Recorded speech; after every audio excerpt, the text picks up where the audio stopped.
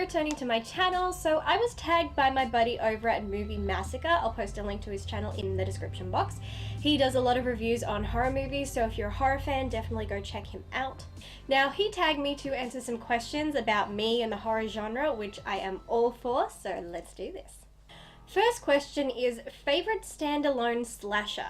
I assume that means slasher movie that's not part of a franchise, which is really hard because I swear every time they make a horror movie or slasher movie, they immediately feel the need to make 50 more of them, which tends to suck.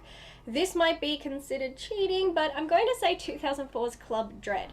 It's a comedy slasher movie and is the only movie that I felt successfully balances comedy and horror. Every other movie I've seen in that genre I felt failed at that. It was written by the comedy group Broken Lizard, and it's about a serial killer who interrupts the fun at Coconut Pete's Coconut Beach Resort, which is a hedonistic island paradise for swingers, and as the killings continue, the resort staff are trying to catch the killer, stay alive, and hide everything from the guests. It's like a funny version of And Then There Were None, which I love. I mean, you have someone going around killing people with a machete, so that's very slasher. Next is favorite final girl. I'm going to have to go with Jamie Lloyd. As screwed up as the Halloween timeline is, it's ballsy and impressive for a final girl to be an 8-year-old child. Danielle Harris was great in the Halloween films, even appearing in the 2 Rob Zombie remakes as Annie Brackett. Now, I personally hated those films, but I thought it was really cool for her to appear in both the original and the remake. Harris is terrific in the horror genre. She has done many horror films and even appears in an episode of Charmed back in season 1, an episode called The Fourth Sister. She's really good at playing complicated or traumatized characters, and the fact she did that when playing Jamie Lloyd at such a young age was amazing. Favorite slasher mask? Gonna have to go with Leatherface. It's iconic, it's classic, and there really is nothing more disturbing or fucked up than a killer who goes around wearing the skin of his victims on his face. That's just not sanitary. Favorite horror setting? That's tough.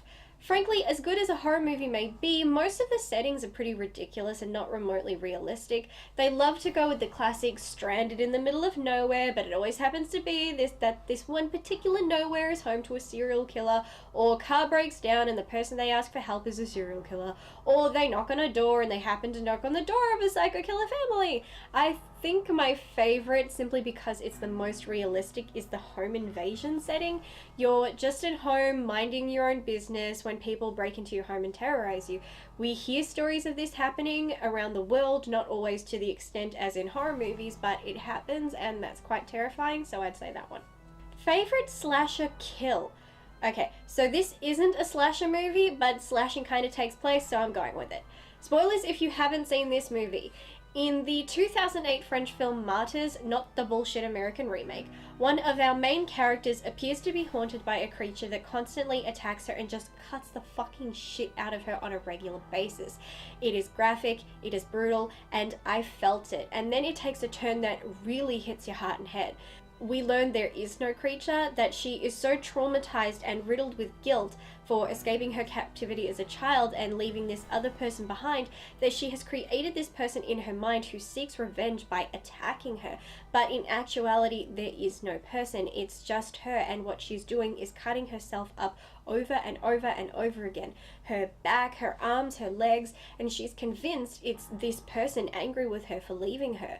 Eventually, one of her episodes escalates and she throws herself through a window and then slits her throat.